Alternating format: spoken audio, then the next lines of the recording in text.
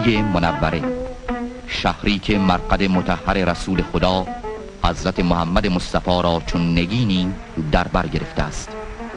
شاهنشاه آریامهر در میان یک استقبال پرشور به شهر مدینه وارد می شوند. مسجد النبی مورد بازدید شاهنشاه قرار می گیرد.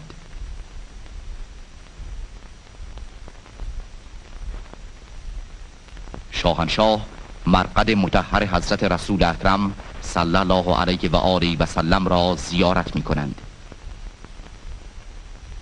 مدینه منوره پناهگاه پیغمبر اکرم از ستم دشمنان بود و هم در این شهر بود که رسول خدا دیده از جهان فرو بست و امروز مرقد مبارکش زیارتگاه مسلمانان جهان است.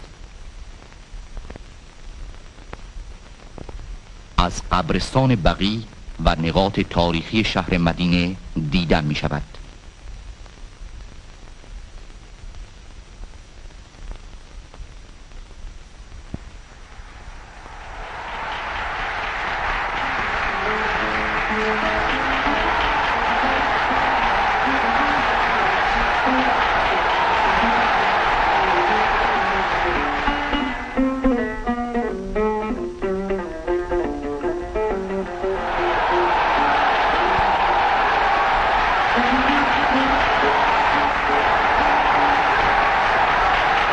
شاهنشاه در حالی که بالا حضرت امیر مشعل ابن عبدالعزیز امیر منطقه مکه و چند تن از شاهزادگان در التزام هستند، برای زیارت خانه خدا و انجام مناسک حج عمره به مکه معظمه مشرف می شوند.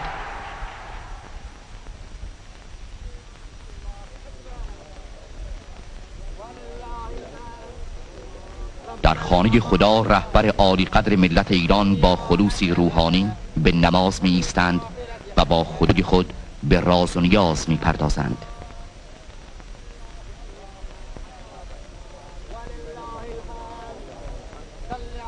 محمد وآل محمد یا الله یا ولی العافیه. طواف خانه کعبه. خداوندا ما را در دو جهان پاداش نیکتا فرما و از رنج آتش دوزخ به دور دار. خدایی جز خدای